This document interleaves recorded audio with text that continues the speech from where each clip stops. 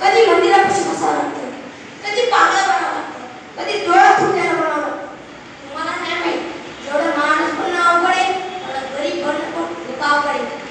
तुम्हाला एक सांगू, आजकालचे लोक किती हुशार झाले तुम्हाला नाही सांगू शकत.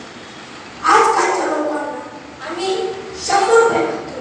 लोक म्हणतात माणसं किती हवरी आहे, आम्ही म्हणतो महागाईचा जमाना, तेव्हा तर लागणारच ना असं म्हणतात.